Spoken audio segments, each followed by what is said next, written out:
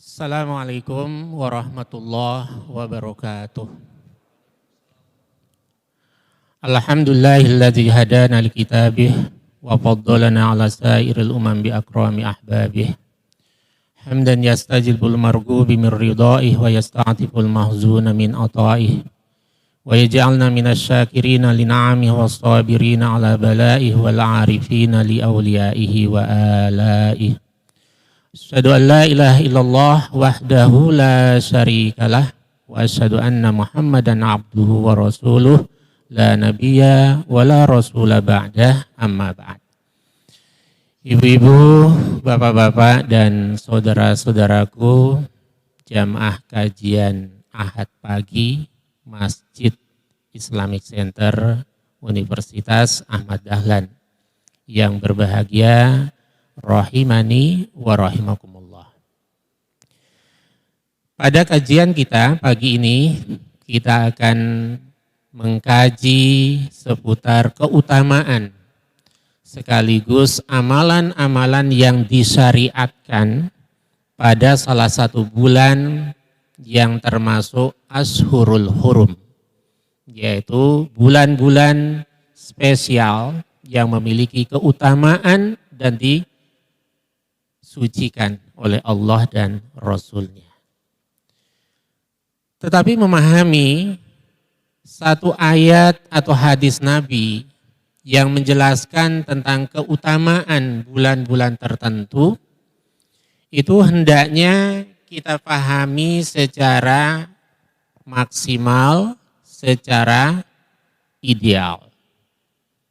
Tidak secara sepotong-sepotong, secara parsial. Sebab ketika kita memahami secara harfiah, secara sepotong-sepotong, kita menjadi orang yang diskriminatif terhadap bulan-bulan yang lain. Bayangkan Ramadan itu bulan suci. Bahkan satu malam di dalamnya itu ada Lailatul Qadar khairum min alfi syahr. Tapi ketika orang memahami, wah ini keutamaan bulan Rajab, ini keutamaan bulan Muharram, ini keutamaan bulan Zulqa'dah, Zulhijjah, lalu kita menafikan keutamaan bulan-bulan yang lain. Ini sikap yang sering terjadi di kalangan umat Islam. Akhirnya Ramadan biasa, awal rame, pertengahan sepi. Tapi begitu Rajab, sehari dua hari sebelum masuk bulan Rajab saya selalu dapat WA. Antara lain WA-nya, apakah puasa khusus yang bisa kita laksanakan di bulan Rajab. Nah karena itu memahami keutamaan bulan-bulan suci, Ashhurul Hurum, sama halnya dengan kita memahami ayat dan surat, keutamaan ayat dan surat. Fadilatus suwar. Keutamaan surat dan ayat dalam Quran kan banyak. Keutamaan surat Al-Fatihah, keutamaan surat Al-Ikhlas, keutamaan surat Al-Baqarah.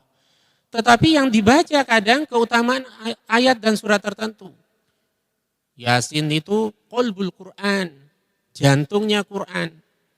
Yasin itu bisa dibacakan bagi orang yang akan meninggal. Iqra'u Yasin ala mautakum. Baca lagi surah hadis-hadis lain tentang keutamaan surat Yasin. Akhirnya diskriminatif. Kita senang Yasinan tapi enggak pernah Al-Baqarahan, tidak pernah Nisaan, tidak pernah Ali Imronan, dan tidak pernah yang lain. Maksud saya itu bagus, tapi jangan kemudian menafikan keutamaan surat yang lain.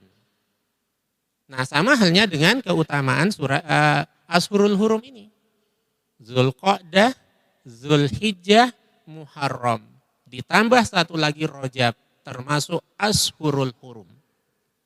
Mulia sekali. Tetapi tidak menafikan kemuliaan bulan Ramadan dan bulan-bulan yang lain. Nah karena itulah yang pertama harus kita pahami secara komprehensif, secara luas, secara benar, tidak sepotong-sepotong. Supaya tidak diskriminatif itu. Yang kedua, seutama apapun satu bulan, model dan cara kita memuliakan tidak boleh sampai mencederai kemuliaan bulan itu. Bulan Muharram apalagi kan, sampai muncul yang namanya mitos. Gak boleh nikah di bulan Muharram, gak boleh melakukan aktivitas tertentu di bulan Muharram. Kenapa? Keramat. Kalau nikah di bulan Muharram nanti cepat cerai, macam-macam. Wong yang nikah di bulan Syawal, di bulan lain juga banyak. Nah, ini cara pandang yang tidak benar. Nah, karena itulah kita fokuskan pada keutamaan bulan Rajab sekaligus juga amalan yang disyariatkan. Supaya kita mengisi keutamaannya ini dengan cara yang dibenarkan dan dituntunkan oleh syari', membuat syariat Allah dan Rasulnya. Itu poin yang pertama sebagai pengantarnya. Ya. Kemudian kita melihat di dalam Al-Quranul Karim, inilah yang sering dijadikan sebagai dalil pokok tentang keutamaan bulan-bulan tertentu dari 12 bulan yang diciptakan oleh Allah Subhanahu wa taala. Yaitu surat At-Taubah ayat 36. A'udzubillahi minasyaitonirrajim. Inna iddatas syuhuri indallah isna asyara syahran fi kitabillah. Sesungguhnya jumlah bilangan di sisi Allah, jumlah bilangan tahun di sisi Allah itu adalah 12 bulan yang telah ditetapkan oleh Allah. Ketika Allah menciptakan langit yang berlapis-lapis dan bumi ini. Yauma khalaqas samawati wal ardh. Lalu di situ ada kunci minha arba'atun hurum. Dari 12 bulan itu terdapat 4 bulan haram. 4 bulan yang dimuliakan oleh Allah.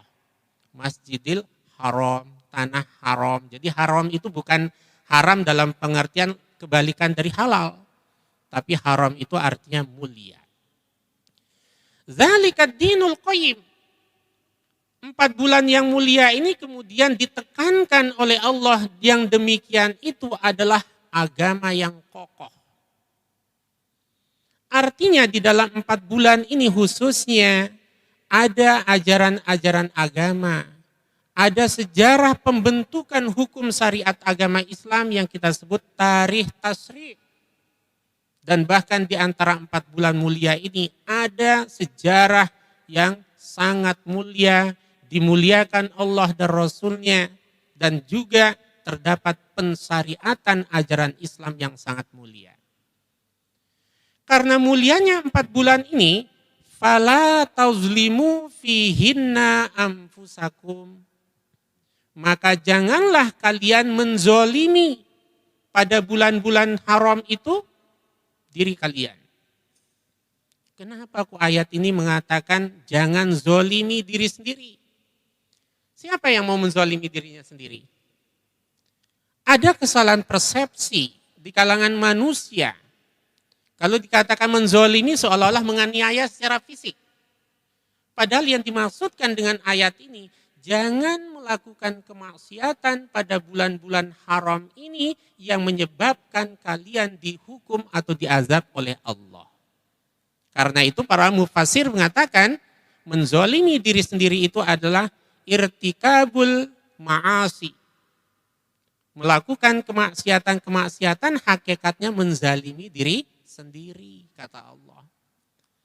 Maka ini mafhumnya adalah aulawi. Semua bulan dari 12 bulan dilarang melakukan kemaksiatan. Terlebih lagi di bulan haram. Begitu cara memahaminya. Bukan berarti hanya larangan itu di 4 bulan. Sisanya boleh. Nah, keliru juga. Karena banyak yang memahami langsung secara harfiah tidak melihat tafsirnya. Nah, sampai kalimat itu kemudian dijelaskan oleh Rasulullah SAW. Apa yang dimaksud dengan minha arba'atun hurum? Hadis Bukhari dan Muslim dari Abu Bakrah menjelaskan. Anin Nabi SAW, dari Nabi SAW, inna zamana qadistadara. Sesungguhnya zaman itu terus berputar. kahayati yauma khalaqallahu samawati wal ard. Keadaannya persis ketika Allah menciptakan langit yang berlapis-lapis dan bumi ini. As-sanatu isna asyara syahron, sabda Nabi. 1 tahun itu terdiri dari 12 bulan. Minha arba'atun hurum, dari 12 bulan itu terdapat 4 bulan haram, 4 bulan yang mulia.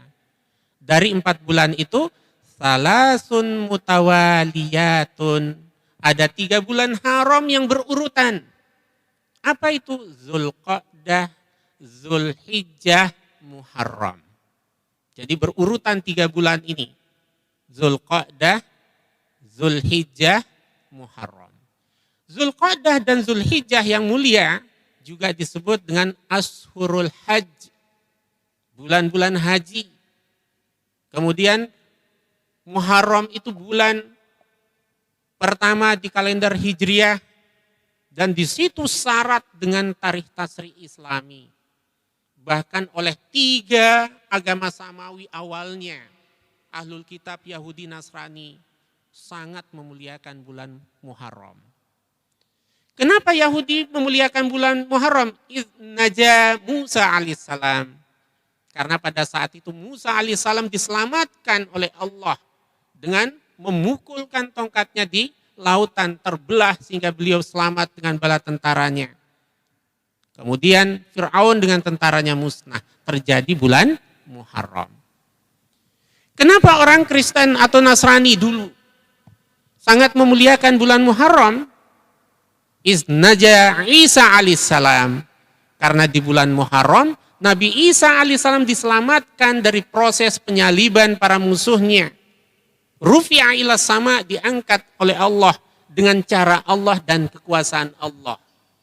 Terjadi bulan Muharram. Nah, ini salasun mutawaliyat, berurutan. Lalu satu lagi dari 4 bulan yang mulia itu wa Rajab Mudhar, yaitu bulan Rajab yang terpisah, tidak berurutan dengan 3 bulan awalnya. Maka disebut dengan Rajab Mudhar, dia terpisah. Baina Jumadai, yang bulan Rajab ini terdapat di antara 2 Jumadil dan Sya'ban. Maka Jumadil Ula, Jumadil Tsani, Rajab, baru Sya'ban. Maka inilah yang disebut dengan tafsirul ayah bis sunnah. Ayat yang tadi, yaitu At-Taubah ayat 36, ditafsirkan, dijelaskan langsung oleh Nabi. Mana saja 4 bulan yang mulia itu. Saking mulianya bulan Rajab ini, sampai dalam berbagai kitab tentang keutamaan bulan-bulan haram, bahkan Rajab ini memiliki 17 nama. Banyak sekali namanya, di samping Rajabnya itu sendiri. Ada Rajab Mudharnya, dan seterusnya. Salah satunya adalah sama dengan Muharram. Bulan Rajab ini disebut dengan Syahrullah. Ketika satu kata, satu benda, atau apapun itu, dinisbahkan atau dikaitkan dengan lafzul jalalah, maka sesuatu itu menunjukkan kemuliaannya. Ada seorang Rasul atau Nabi digandengkan dengan lafzul jalalah, Rasulullah, Nabiullah, maka itulah sosok manusia-manusia pilihan Allah, mulia. Ka'bah disebut Baitullah karena dia sangat mulia. Ada seorang sahabat yang diberi gelar Saifullah karena dia memiliki keutamaan tersendiri.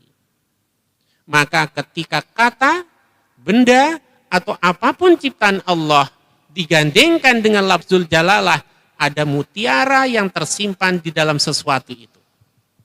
Maka kalau Rajab dikatakan sebagai Syahrullah, sebagaimana Muharram, Syahrullah al-Muharram, maka dia memiliki keutamaan. Bagaimana cara menemukan keutamaannya? Baca ayat dan tafsirnya, baca hadis dan syarahnya. Jangan sembarang tanya. Apalagi yang kita tanya nenek moyang. Jari ini, mbokku yang ini. jarine mbahku. Padahal itu belum tentu benar. Nah, ini yang menyebabkan terjadinya penyimpangan amaliyah.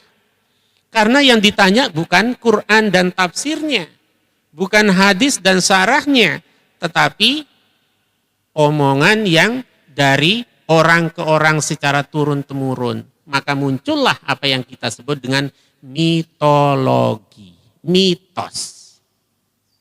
Seperti Muharram tadi, mitosnya apa? Gak boleh melakukan sesuatu, nanti kualat. Akhirnya, supaya tidak kualat, bukannya melakukan amalan masyru', tetapi topo bisu, apalagi melakukan aktivitas yang lain. Nah, ini syahrullah. Di samping di situ al-aqsam yang menunjukkan Rajab ini bulan mulia, maka jangan sampai terjadi pertumpahan darah, peperangan dan seterusnya. Nah, itulah kemuliaan bulan Rajab, sampai namanya yang 17 itu menunjukkan sisi kemuliaannya. Keutamaan yang lain bulan Rajab dalam sejarah tarikh tasyrik Islam kita, di situ terjadi pertempuran antara kubu hak dengan kubu batil. Hizbullah dengan Hizbus Syaitan. Hizbullah manifestasinya, wujudnya adalah Rasul dan para sahabatnya. Terjadi perang Tabuk pada bulan Rajab. Perang dalam Islam, dalam konteks yang terjadi pada masa Nabi, bukan perang-perang apalagi karena egosentris, apalagi karena membela sesuatu yang sifatnya asobiah, tetapi bagian dari peperangan antara hak dengan yang batil. Lalu yang kedua, pada bulan Rajab itu terjadi pembebasan Masjidil Aqsa yang pernah menjadi kiblatnya umat Islam. Ketika turunnya ayat Quran itu, qad nara taqalluba wajhika fis sama, itu di mana Nabi harus sami'na wa ata'na terhadap instruksi Allah, memalingkan, memindahkan kiblatnya dari Ka'bah Al-Mukarramah kepada Baitul Maqdis. Tapi yang namanya kemantapan itu semua orang pasti punya. Tapi legalitasnya, kebolehannya itu diturunkan ayatnya tentang perpindahan kembali dari Masjidil Aqsa ke Ka'bah Baitullah. Yang tidak kalah penting lagi, di bulan Rajab ini bulan siyahah spiritual Nabi. Rasulullah itu diajak refreshing spiritual. Setelah mengalami ujian yang bertubi-tubi dengan yang sangat berat, yang kita sebut dengan Amul Huzni, tahun-tahun kesedihan. Orang-orang yang dicintai satu persatu wafat, kesedihan yang luar biasa mulai dari istri beliau Khadijah Al-Kubra, hingga orang yang selalu melindungi perjuangan beliau, pamannya. Maka pada saat itu di samping siyahah spiritualnya ada hadiah surprise, hadiah besar yang disiapkan oleh Allah, yang dengan hadiah ini kalau dilakukan oleh Rasulullah bersama umatnya, maka dia akan najau jami'an, akan sukses dunia akhiratnya. Bonus itu adalah faridatus sholah, yaitu kewajiban melaksanakan sholat 5 waktu. Kalau kita bahas hakikatus sholat ini, antara lain adalah sebagai pondasi kokoh bangunan keberagamaan kita. Maka kalau sholat ini tidak kita biasakan pada anak kita, keluarga kita, berarti kita sudah menyiapkan bangunan yang rapuh. Bangunan yang sangat-sangat rapuh. Pada pondasi yang rapuh tidak mungkin dibangun sebuah bangunan yang kokoh apalagi megah. Maka mulailah didikan anak keluarga kita itu, perhatikan sholatnya. Karena sholat ini sabda Rasulullah SAW, bagian yang akan tercabut dari pribadi kita sebagai orang Islam. Sehingga keberislaman kita itu tercerabut setapak demi setapak. Nabi mengatakan tungqadu urul Islam urwatan urwatan. Tercabut keislaman orang itu setapak demi setapak, sejengkal demi sejengkal. Awwaluha naqdul hukum. Yang pertama adalah tercabutnya hukum, tidak lagi mengindahkan halal haram. Wa akhiruha as-shalah. Yang terakhir akan tercabut adalah sholat. Logikanya. Kalau di keluarga kita kok gampang meninggalkan sholat, berarti sudah tercabut nilai-nilai keislamannya. Orang kalau sudah gampang meninggalkan sholat, hakul yakin, pasti lebih gampang meninggalkan kewajiban yang lain. Gak ada ceritanya orang jarang sholat kok rajin puasa Ramadan. Gak ada ceritanya orang yang tidak rajin sholat kok rajin puasa sunnah. Gak ada. Itu ibaratnya sunnatullah. Nah karena Isra Mi'raj ini syariat sholat tidak diberikan sebagaimana syariat lain. Diundang Nabi oleh Allah terjadi pada bulan Rajab. Menguraikan ini panjang apalagi menyentuh sisi hakikatus sholat. Karena keterbatasan waktu kita saya ambilkan poin-poinnya. Nah kalau kita sudah mengetahui hakikat sholat seperti ini.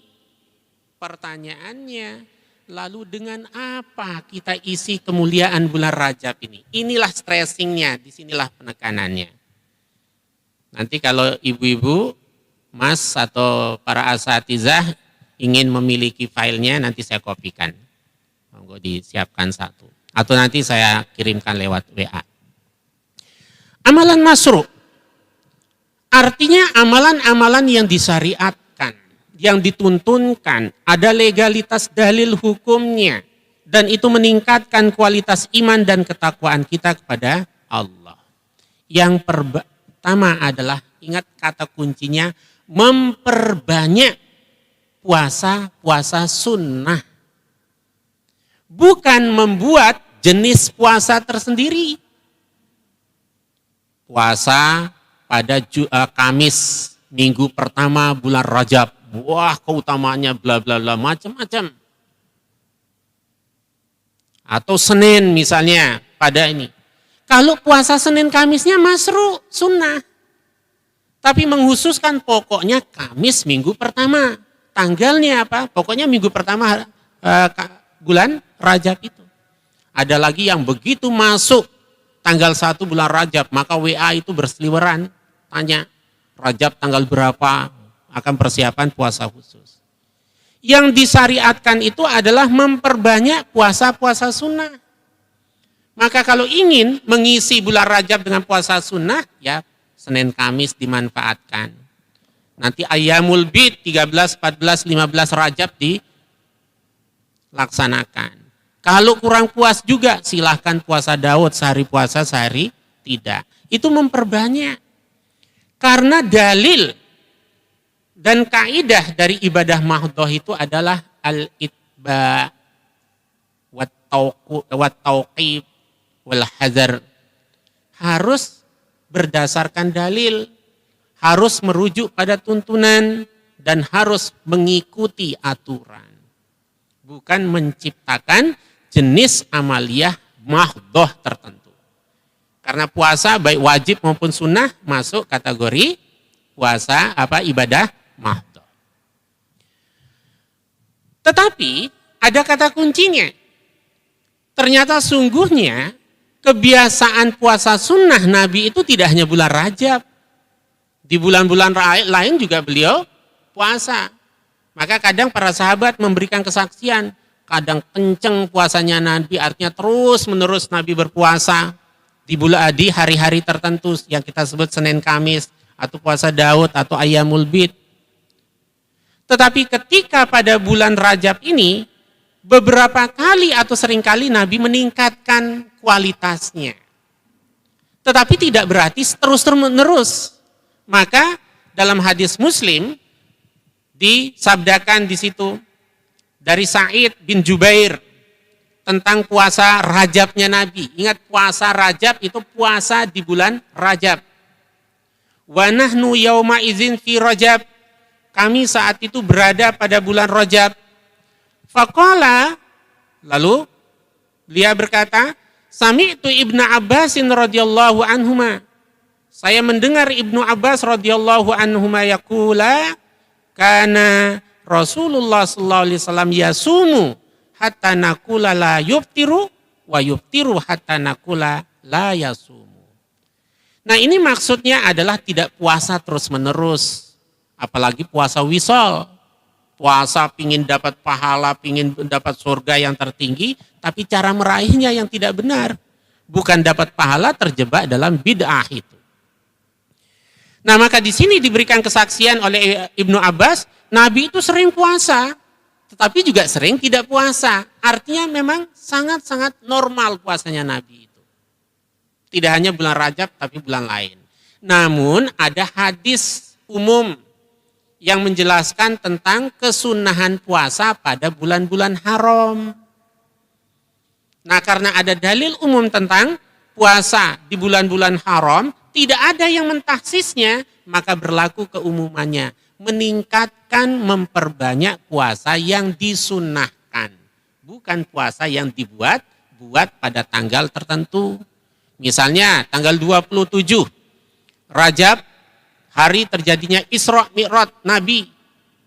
Pada tanggal itu berarti mulia. Karena mulianya maka kita harus melakukan ibadah tertentu. Otak atik matuk kadang. Tapi juga seringkali otak atik gairu matuk. Nah, karena itu kita harus perhatikan di sini. Lalu yang kedua, melakukan amal soleh. Karena tadi kalimatnya fala tazlimu fihinna anfusakum. Jangan kalian zolimi diri kalian pada bulan-bulan itu. Nah, mafhum mukhalafahnya, kalau kemaksiatan itu dilarang, maka secara otomatis amal soleh yang diperintahkan. Maka simpulannya dari At-Taubah 36 itu adalah memaksimalkan amal soleh. Ini yang disebut dengan amal yang bersifat mutlak.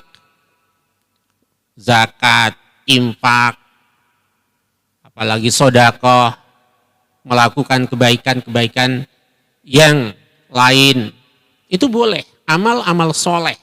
Selama hal itu tentu ada caranya, ada takarannya, dan tidak sampai melenceng pada hal-hal yang dilarang. Apa contoh-contoh penyimpangan dalam bulan Rajab? Nah, ini contohnya.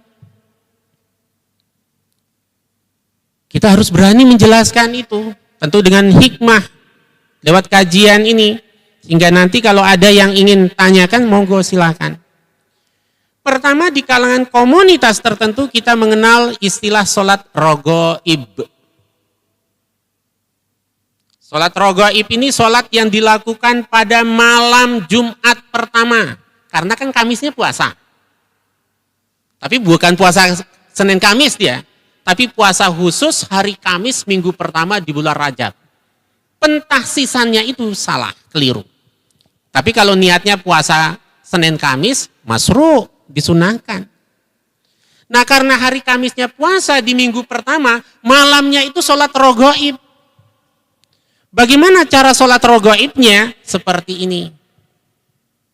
Sengaja saya fullkan bahasa Arab, bapak-bapak, ibu-ibu sekalian. Khawatir ada ibu-ibu yang gak bisa bahasa Indonesia. Nah, tinggal dibaca bahasa Arabnya, ibu. Atau bapak-bapak sekalian. Nah, ada kalimat di sini. Ma min ahadin yasumu yaumal khamis. Tidaklah seorang itu puasa pada hari Kamis.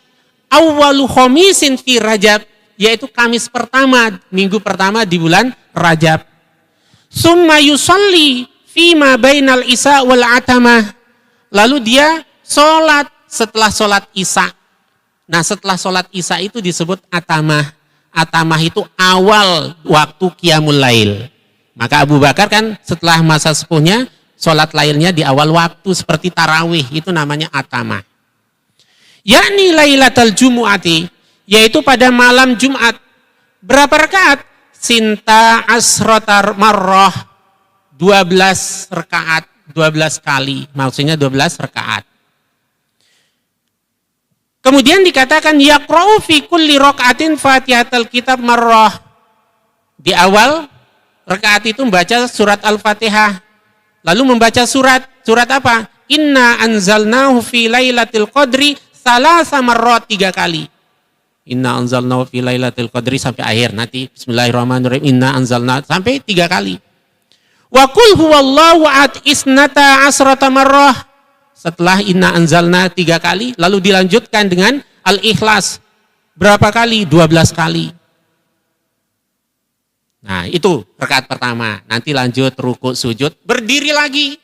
Baca Fatihah, kemudian 3 kali inna anzalna, kemudian 12 kali membaca qul huwallahu ahad.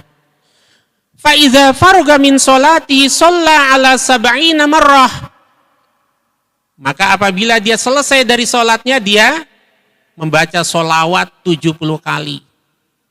Bayangkan, melaksanakan ini apa fadilahnya disebutkan di sini. Yang warna merah saja yang saya baca. Wallazi nafsi biyadihi, demi zat yang jiwaku ada dalam genggamannya. Demi Allah. Ma min abdin wala ummatin sholla hazi sholah.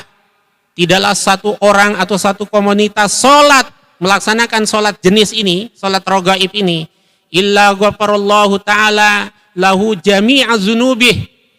Kecuali Allah akan mengampuni seluruh dosa-dosanya.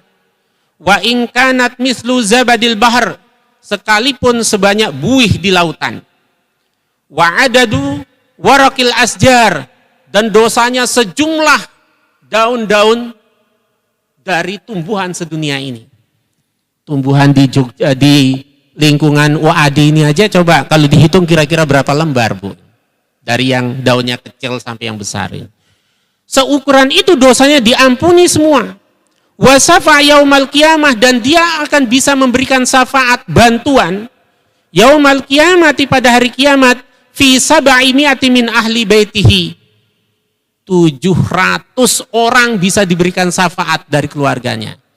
700 orang yang dipastikan masuk surga itu bisa diangkat masuk neraka ya. 700 orang dari keluarganya yang sudah masuk neraka bisa diangkat menjadi masuk surga. Baca statement kenyataan ini, itu yang membuat orang gairah. Akhirnya sholat 12 rakaat dengan cara-cara ini. Tapi apa? Hadis ini maudhu, palsu. Awal itu kan tadi, wah senang ya bapak-bapak, ibu-ibu. Wah ini, saya akan laksanakan ini. Nanti kan masih ada waktunya. Supaya apa? Nenek moyangnya 700 orang bisa dikeluarkan dari neraka. Hadis ini termasuk salah satu contoh hadis maudhu, la aslalah, tidak ada sumbernya sama kali dari Rasulullah SAW bahkan sahabat. Kenapa muncul hadis maudhu seperti ini? Karena ingin meraih pahala semaksimal mungkin, tetapi caranya yang tidak sabar untuk mengikuti tuntunan. Dalam hidup kan juga banyak orang itu. Pingin biar jalan pintas dapat rizki, dalam tanda kutip, yang tadinya jual bakso standar hasilnya, pindah jual sabu-sabu. Kira-kira seperti itu. Ingin meraih surga dengan cara yang tidak benar. Yang namanya hadis maudhu itu ya bukan hadis. Tapi kenapa dikatakan hadis? Ya untuk menjelaskan ada sesuatu yang bukan hadis tapi seringkali dikait-kaitkan seolah hadis. Sama kayak uang palsu. Uang palsu itu bukan uang. Lah kalau bukan uang kenapa dinamakan uang palsu? Karena ini tidak benar, bukan uang tapi sering disebut uang. Nah, seperti itu.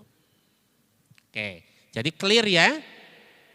Kalau mau sholat sunnah itu kan gak habis-habisnya kalau mau lakukan. Bahkan ada sholat sunnah mutlak. Gak usah mengambil, menyerobot, dan merampok hak Allah. Karena ibadah itu hak prerogatif Allah. Syariat yang berupa ibadah mahdhah itu kewenangan Allah, bukan kewenangan kita. Kewenangan kita hanya, kewajiban kita hanya sami'na wa ata'na, melaksanakan. Maka ini kaidah-kaidah hukumnya dalam ibadah. Al-aslu fil ibadat al-batlan atau al-butlan hatta yakuma dalilun alal amr.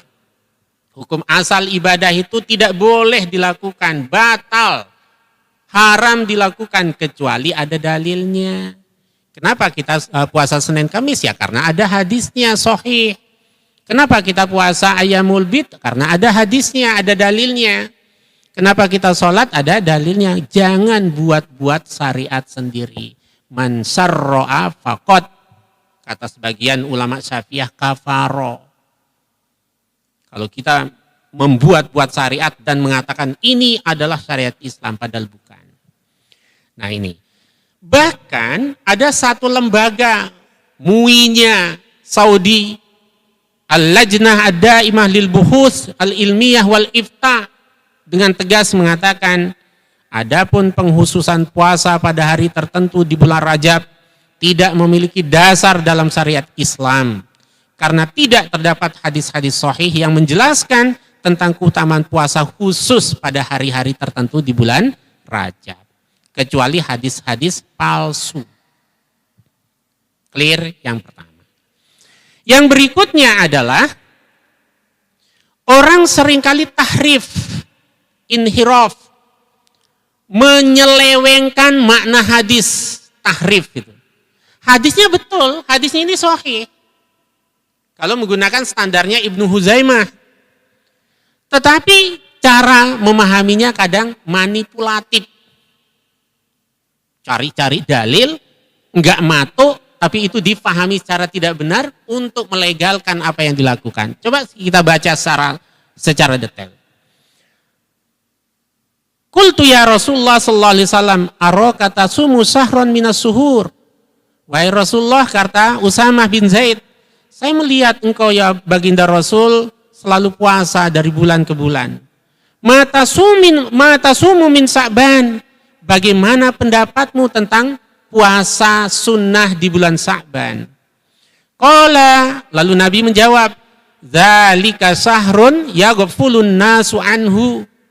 Bulan Sa'ban itu bulan yang sering dilalaikan, yang dilupakan oleh banyak orang. Yang bulan Sa'ban itu baina Rajabin wa Ramadan, berada pada bulan antara Rajab dan Ramadan. Kan sekarang Rajab, nanti kan Sa'ban, lalu Ramadan. Yang dibicarakan dalam hadis ini Sa'ban, bukan Rajab. Bagaimana pendapatmu tentang puasa sunnah di bulan Sa'ban? Lalu Nabi menjawab, nah bulan Sa'ban itu bulan yang sering kali dilupakan oleh orang, yang berada di antara bulan Rajab dan Ramadan. Wa huwa syarrun turfa'u fihil a'mal. Pada bulan Sa'ban ini diangkatnya amal-amal perbuatan kita ila rabbil alamin, kepada Rabb penguasa alam semesta. Lalu Nabi mengatakan, fa uhibbu ayyurfa'a amali wa ana shaim. Dan saya ingin amalku itu diangkat pada saat aku sedang berpuasa. Maka beliau memperbanyak puasa sunnah di bulan Sa'ban. Tapi membaca hadis ini sendiri tidak mengaitkan dengan hadis-hadis lain, bisa salah kaprah juga. Karena ada hadis lain, idzan tasafis Sa'ban fala tasumu. Kalau Sa'ban itu sudah berusia setengah bulan, artinya sudah 15 ke atas, maka siap-siap untuk menghadapi bulan Ramadan. Kira-kira memperbanyak puasa sunnah di bulan Sa'ban ini kayak pemanasan. Kalau kita, tapi kalau Nabi itu sudah bukan hanya Sa'ban, setiap bulan beliau ada puasa-puasa sunnah seperti Senin Kamis, Ayyamul Bid, Daud dan sebagainya. Nah, ini seringkali dijadikan sebagai justifikasi pembenaran dalil. Ini loh dalilnya tentang puasa Rajab. Coba suruh baca secara rinci. Karena ada kalimat Rajabnya. Kalimat Rajab itu untuk menjelaskan posisi bulan Sa'ban, adanya antara Rajab dengan Ramadan. Maka Sa'ban di tengah-tengah itu. Lalu berikutnya. Nah, ini yang beberapa hari lalu, tepatnya mungkin sehari sebelum bulan Rajab tiba, biasanya kan kita dapat WA. Ya, begitu Rajab tiba, WA-nya apa? Mari kita membaca doa. Allahumma barik lana fi Rajab wa Sa'ban wa balikna Ramadan, atau wa barik lana fi Ramadan. Kita itu kan agak apa ya, latah. Penyakit latah itu banyak orang ya. Pokoknya karena sering begini, ya sudah sering. Tapi coba lacak. Ini bukan masalah boleh atau tidaknya, nggih. Saya ingin menjelaskan statusnya. Boleh saja orang itu berdoa. Jangankan dengan doa ini, bahasa Indonesia saja boleh. Kalau bapak-bapak, ibu-ibu mengerti bahasa Sangsekerta, buat sekali-kali bahasa Sangsekerta yang dipakai. Allah Maha Alim. Tapi yang ingin saya jelaskan, kelatahan kita itu seolah-olah doa harus begini. Padahal, ini coba lacak. Saya cek berulang-ulang, termasuk di kitab Sunan Abu Daud, satu-satunya jalur yang meriwayatkan ini. Di Sunan Abu Daud itu ada 2 orang rawi yang dinilai hampir oleh para ahli nukot. Antara lain ada seorang rawi bernama Ziyad An-Numairi bin Abdillah, yang dikomentari oleh para kritikus rawi seperti Yahya bin Ma'in, Ibnu Hibban, Ibnu Hajar, Az-Zahabi dan lainnya sebagai dhaiful hadis. Pertama dhaif. Tetapi tidak hanya Ziyad An-Numairi. Ada seorang rawi hadis namanya Zaidah bin Abi Ruqat. Silahkan dicek ulang kalau tidak percaya. Zaidah bin Abi Ruqat ini dikomentari oleh Imam Al-Bukhari sebagai mungkarul hadis. Hadisnya mungkar. Kalau kita membuat skema hadis dari bawah, paling bawah itu maudhu, palsu. Di atasnya itu matruk. Di atasnya mungkar. Mungkar, matruk, maudhu tidak bisa ditolerir sebagai dalil hukum. Mau didukung oleh semanapun nggak bisa terangkat ya. Apalagi ini satu-satunya jalur. Maka yang ingin saya katakan, silahkan berdoa, ya Allah, berikanlah aku kemuliaan di bulan Rajab ini dan berikan aku kesempatan untuk bisa menikmati ibadahmu di bulan Ramadan, silakan. Tidak harus dengan kalimat-kalimat tertentu yang kadang kalimat itu mungkarul hadis.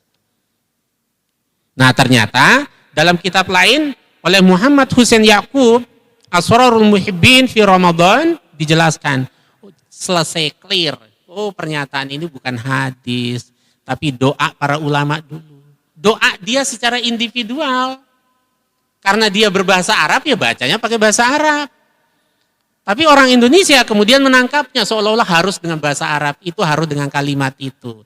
Nah, ini pentingnya kita belajar agama terus menerus. Supaya apa? Kualitas keberagamaan kita itu nambah sedikit demi sedikit. Sebagai penutup. Lalu bagaimana komentar para ulama tentang ibadah khusus di bulan Rajab? Simpel saja saya ambil. Ibnu Rajab, tidak benar bahwa di bulan Rajab terdapat sholat dan puasa tertentu. Sholat dan puasa tertentu.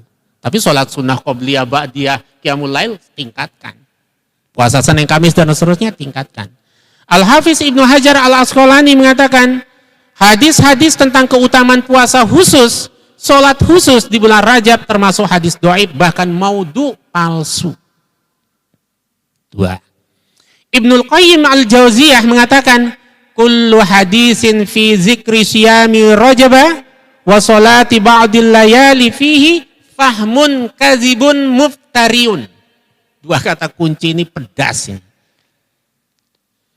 Setiap kalimat yang divonis atau yang dikatakan sebagai hadis yang menyebutkan tentang puasa khusus dan sholat khusus di bulan Rajab adalah fahmun kazib, pemahaman yang dusta. Muftariun, penuh rekayasa. Kemudian Syekhul Islam Ibnu Taimiyah, hadis-hadis yang menjelaskan puasa Rajab khusus dan seterusnya itu dhaif, bahkan maudhu, hampir sama dengan Ibnu Hajar. As-Syaukani, ada beberapa hadis maudhu yang saya kompilasikan seputar bulan-bulan suci haram ini. Antara lain, bulan Sa'ban adalah bulan antara Rajab dan Ramadan yang dilupakan kebanyakan orang. Yang tadi hadis yang saya bacakan tadi itu. Ada lagi nanti kalimat Ar-Rajab sahri was Sa'ban sahro ummati dan seterusnya, itu juga rata-rata maudhu. Ya kenapa kok muncul hadis maudhu? Ya karena keteledoran manusia itu seringkali teledor. Kenapa? Antara lain karena faktor tadi itu ingin dapat pahala lewat jalan tol, jalan pintas. Supaya diyakini ada, dalilnya dibuat-buat. Sama persis ketika orang terlalu fanatik terhadap kelompoknya. Itu sering muncul hadis palsu. Anna lugatal versiyah lugatal jannah itu. Bahasa versi adalah bahasa surga. Karena benci kepada orang Arab. Ada lagi saudagar terong. Biar terongnya itu laris buat hadis palsu. Al-bazinjanu sifaun likul lida. Terong adalah obat segala jenis penyakit. Laris terongnya. Karena ada hadisnya. Palsu. Nah ini cara-cara orang mencari keuntungan dengan cara-cara yang tidak benar. Terakhir Ibnu Salah, tidak ada hadis sahih yang menganjurkan secara khusus berpuasa di bulan Rajab. Kecuali memperbanyak puasa-puasa sunnah. Wallahu a'lam. Sebagai simpulan tadi itu, mulianya satu bulan tetap harus diisi dengan amalan-amalan yang mulia. Saya kembalikan kepada moderator, monggo.